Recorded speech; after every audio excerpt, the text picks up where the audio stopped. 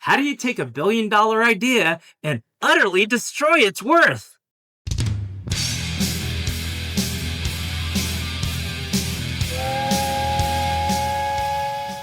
I know exactly how you do it, Jeremy.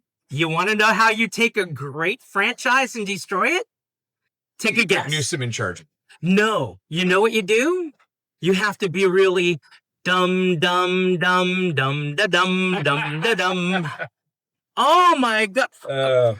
Star Wars was the best thing ever for sci-fi.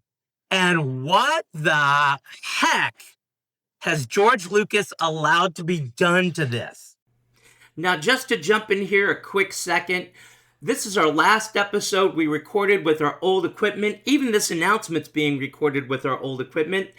Our sponsor, Conservative Peaches, has gone ahead and bought us some new equipment. So our next episode will be recorded with the new equipment. We're still going to be learning how to use it, but we're really excited. So as a thank you, we're going to go ahead and put up an ad by our sponsor, who we really love, Conservative Peaches. Enjoy. At Conservative Peaches, we don't just grow peaches, we grow values. In a world where avocados are getting all the attention and kale thinks it is the next big thing, we're here to remind you, nothing beats a good, solid peach. No fancy superfoods, no politically correct fruit, just juicy, sweet, and as American as apple pie, but way peachier. We believe there is only one national anthem. Pastor Rick brings his wife to see Coldplay. When Rabbi Shmuley catches a Phillies baseball, he happily gives it to the nearest kid. Our only Karen is pretty darn nice. When our employees' kids come out, it's for a quinceañera. Our truckers are glad to let you pass them on the freeway. We don't smash our phones and we don't delete our emails. So grab a basket, sink your teeth into something that actually has flavor. We here at Conservative Peaches only deliver the best, whether it's our juicy, hand-picked peaches or a podcast that brings real value to your day. That's why we're proud to endorse Teachers in Train Stations, the YouTube channel that is as fresh and entertaining as our fruit.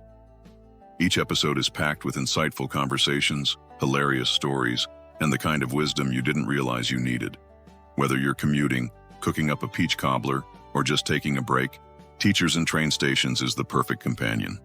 They're the real deal, just like our peaches. No gimmicks, just authentic content that hits the mark every time.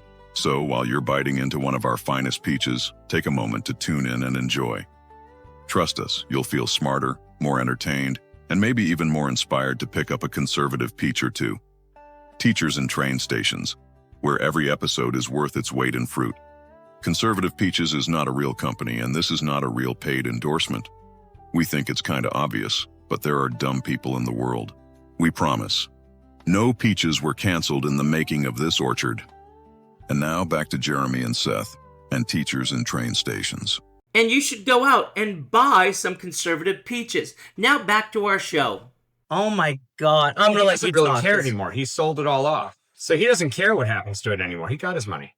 I'm gonna be the horrible person here. I've never loved Star Wars, but I watched all of them up until the one where they killed off the only robot I really liked. What robot? K2 from Rogue One. Okay. The only sarcastic, jerky robot. And you know darn well with AI, there's going to be sarcastic, jerky robots in this world. Okay. And I really resonated with K2. He was my guy. Okay. And they killed him off. They killed everybody off in that movie. But see, Star Wars is great. The original ones. Now, the original Star Wars is story 4, 5, and 6. Even though that was the first 3 movies. Yes, that's correct. And it was fantastic. And people wanted, new stuff. And they wanted to see the other 9 stories. Because from the beginning, it was always talked about that 4, 5, and 6 was the middle of a 9-story arc. Everybody knew it. And people were really excited about it. And then the worst thing ever happened.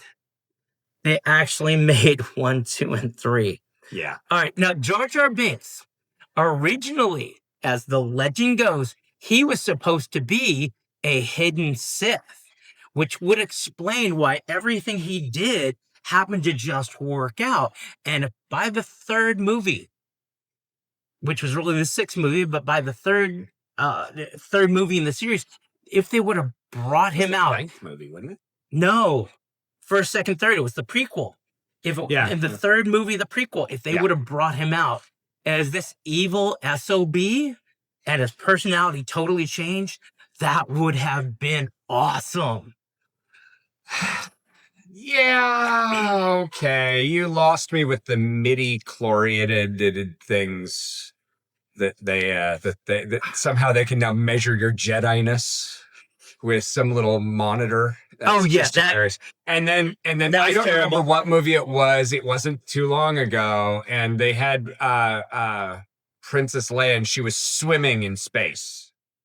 I don't remember that. That was like that was literally, I didn't even see that movie. I saw just the clip of that movie in the previews, and I was like, no, I'm not going ever again. And I didn't. I liked Rogue One. Rogue One was good. Was amazing. I think I said K2. You K1. did say K2. I did like Han Solo. I know a lot of people didn't. Solo, is that the movie Solo? Yeah. I did. I take that back. I did see that one, and I did enjoy that. That was good. Too bad. It wasn't bad. So basically, I like them all that aren't the franchise. Yeah, but then, oh my God, I've seen very little of it. Maybe 3 minutes. I could not take it. The Acolyte. That was the one where you had the lesbian space aliens that would spontaneously get. No, never even. I don't even know what you're talking about. It was so bad that literally after the first episode, people were just like, "This is absolute garbage." After Solo, all I know about Star Wars are the Baby Yoda memes. That's all I know. I don't know. Oh yeah. I know it's not Yoda. I do know that it's some other name. It's not actually Yoda. And I know there's one of the guys with the mask. Like Boba Fett or something like that. Yeah. That's all I know. I only know the memes from that point forward. I don't pay Disney. I don't really agree with a lot of Disney's views, and I vote with my wallet. So I don't pay for Disney. I don't have Disney Plus, and so I don't get to watch any of that stuff. Let me ask you this, because this is really what it comes down to. How much punishment does George Lucas actually deserve? Like, is there like a special level of hell waiting for him for what he did to that franchise? Because he had a once-in-a-lifetime idea. I don't know that there's any special level of hell for him. I think he's just a visionary. Somebody's an artist, you know? And I think what we all liked about the first three movies is their grittiness. They were not great. very polished. They just the next ones with Jar Jar Binks and all that was all just a little too shiny, a little too smooth. Oh yeah. And the problem with that is that's great. You're showing what you can do. But how did it go from the smooth utopian world to what it is? Well, that's where we needed to really understand. Well, Star Wars was about the story, the original. Yeah. The prequel, it really was about special effects. Yes, exactly. And like Avatar, which I don't want to get off on that, but I hate Avatar too for that same reason. The story just didn't matter anymore. The story got lost. You know, I didn't feel a connection with anything. It was like, ooh, look, we're in a submarine going through the planet and we're being eaten by a continent-sized predatory fish. It was just like, oh my God. All just so they can have the one line, and I do remember that line. What was the line? Always a bigger fish. Yeah. Oh yeah. It was just. I do remember that one line. It was so off the mark. Yeah. So just a waste of energy on those movies. They could have done something great, and instead they went for mediocre and a quick fix. And I don't know. I mean, this was sad. I just can't tell you where. It didn't make sense until right now when we're talking about it, and this popped into my head. Somebody had once likened the Matrix movies to the original Star Wars movies. Not that they're the same in any way of plot, but in the filming. It was that gritty, raw, things are dingy, things are like real world would be. It's not this polished, shiny.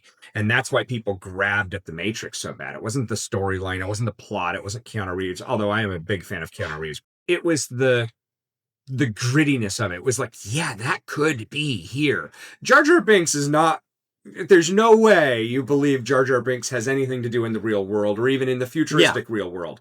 But you could see Han Solo. You could see Luke Skywalker. You know what I mean? You could feel that. You could feel that humanness. And so that's, they talked about that's how come The Matrix was so popular, was because it still had that grit to it. And these people like Han Solo, like you brought up, he was not a perfect person. No. Luke was not a perfect person. They didn't look pretty. They didn't look polished. Yeah. Where you have like Jar Jar Binks and all he was annoying, and they never resolved the arc to make Jar Jar Binks actually somebody worthwhile. Like if you would have just taken his whole character out, it wouldn't have changed the story and it would have been much better for it. Yes. And that's, yeah. But yeah, so I'm not a big fan of any Star Wars. That's how this ramble started, by the way, was because I said I just couldn't get behind anything Star Wars. Though I will say this, one of the greatest stories of our all time. It started out as a campy show decades ago. Okay. But then they remade it, and I thought it was going to be horrible. And except for the premiere, which is 2 hours long, which you just have to kind of get through, it became one of the most fantastic shows ever. Battlestar Galactica. No. And I love that series. I have friends of mine who love that. And I had friends of mine that love that. Yeah, you're going to have a friend. You're going to have had a friend too. That's one I couldn't get into. It was great. The 2 hour premiere was very hard to get through, but it was really a drama and it was fantastic. Yeah. It really was great. Well, you know what's really great to get into? This podcast. No, a choo-choo train. Okay. I'm 5 years old now, apparently.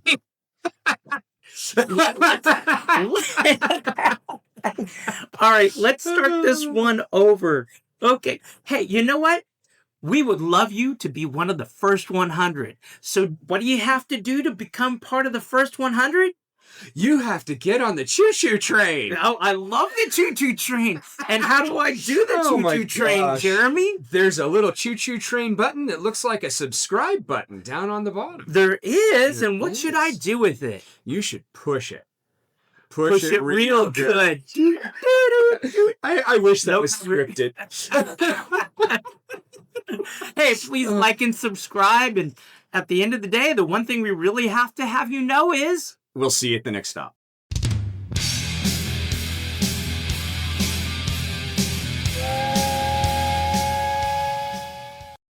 Okay. The only sarcastic, jerky robot, and you know darn well with AI, there's going to be sarcastic, jerky robots in this world.